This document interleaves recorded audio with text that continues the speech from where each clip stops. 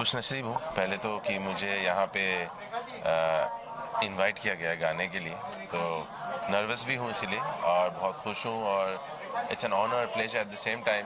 और ये जैसे बोल रहे हैं 16 साल है तो 16 इज़ ए इम्पोर्टेंट फिगर। मैं अभी 16 साल का ही हुआ हूँ, तो मेरा भी शुरुआत है गज़ल के मैदान में।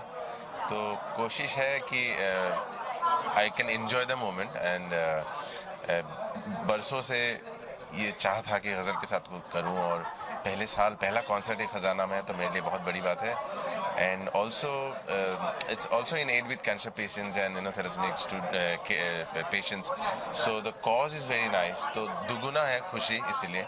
एंड उम्मीद है कि ये शुरुआत है और लंबा होगा मेरी कहानी, so I am hoping to be part of Khazana for a long time. आपकी सिंगिंग स्टाइल की बात करें तो इस totally different as compared to ghazals and all, so आप किस तरह से देखते हैं गज़ल को, किस तरह से अपने आप को कनेक्ट कर पाते हैं, या कभी आपने गाया है कोई गज़ल? मैंने गज़ल गाया अभी हाल ही में, जो दीपक पंडित जी ने कंपोज किया, अरेंज किया है, और वो बहुत खुश थे।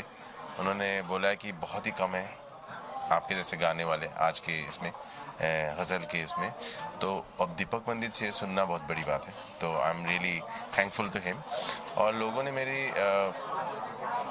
शायद आपने पूछा कि गज़ल मैंने गाया है कि नहीं, बट मैं अगर मुझे आप पूछे बचपन से अगर बॉलीवुड के कोई गाना गाऊं, एक भी पूरा नहीं आता।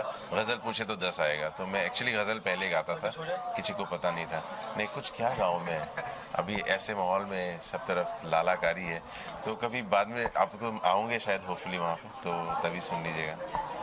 आपका रिएक्शन जानना चाहूँगा, रिसेंटली जो इंसिडेंट वो हैपन इन अमरनाथ यात्रा, how you look this kind of मैं देखता ही नहीं ये सब, अब क्या बोले, ये सब ऐसी घटनाएं जो देश में हो रही है उनको मुझे लगता है निंदा तो करिए जा रहे लोग, लेकिन जितना आप इसको आप लोग भी हम लोग भी जितना फैलाएंगे वही चाहते हैं वो लोग कि ये न्यूज़ फैले।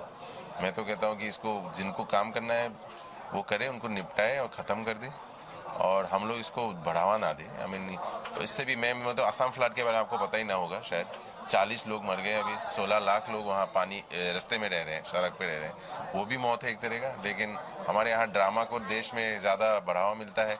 सैड तो है किसी का भी गुजरना, बट आई थिंक हमें बढ़ावा नहीं देना चाहिए ऐसी बातों को, और जड़ से ख़त्म करने के लिए जिनके पास पावर है, फोर्सेस हैं, उनको आराम से काम करने देना चाहिए।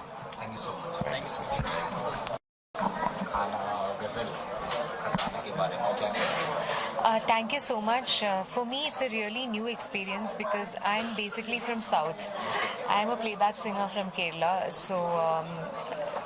so this is a new departure, from playback singing. But I've been an ardent fan of ghazals, and I've been listening to all the legends from, Mehdi Hasan Saab to Pankaj Ji to Jagjit Ji. So I've tried to sing ghazals over these years, and it's truly an honor that Pankaj Ji has given me an opportunity to perform in this amazing festival, and glad to be part of this rich heritage called Khazana. And this year we have the legendary Bhupinder Ji being felicitated, and for me it's also a personal honor and an occasion of extreme happiness because my new ghazal album will be launched on the 22nd by Pankaj Ji himself, and all the compositions have been composed by Ustad Siraj Khan Ji, and the poems are from traditional poets. So I'm really looking forward to present it to this incredibly elite audience and lovely musicians, and looking forward to perform with legends like Rekha Bharadwaj Ji, Pankaj Ji, and of course Talat Ji, everybody from Anup Jalota Ji. So thank you so much. Could you please sing a 2 line?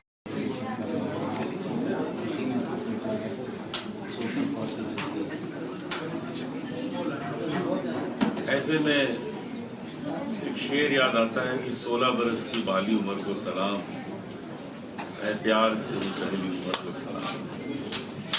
ये जो 16 साल हो गए खजाना करते करते, और इस साल हमारे पास 16 सिंगर्स हैं, ये और भी खूबसूरती है। तो हमें विश्वास है कि लोगों को बहुत मज़ा आएगा इस बार, पहले से भी ज़्यादा आएगा।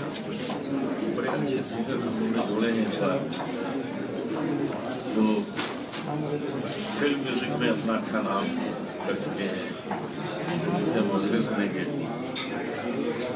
इस तरह की चीज़ें करने से एक नई खुशबू मिलती है, कुछ नया मजा आता है। और इस बार का जो खजाना है वो एक नई खुशबू लेके आ रहा है।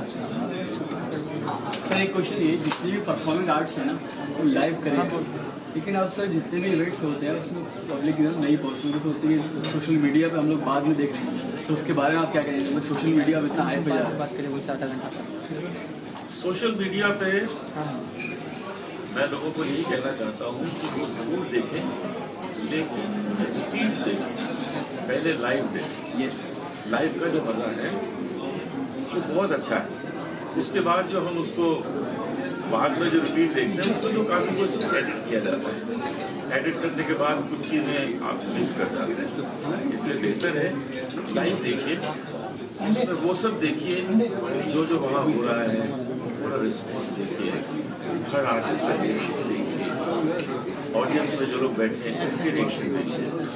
तो मुझे लगता है मत छोड़िएगा, लाइव जरूर देखिए।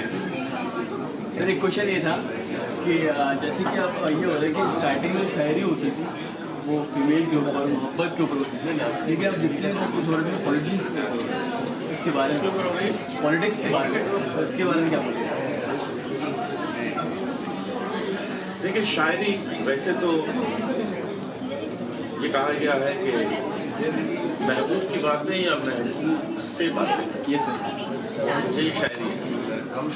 बाकी कुछ जो ऐसे कुछ पॉइंट्स होते हैं जिनके आजकल लोग बहुत डिस्कस कर रहे हैं, जो कि शायरी लिखी जाती है, लेकिन हम उसको गज़ल नहीं कह सकते, क्योंकि गज़ल तो वही होगी जो महबूब के बारे में होगी या महबूब से बातें करना वो वही होगी।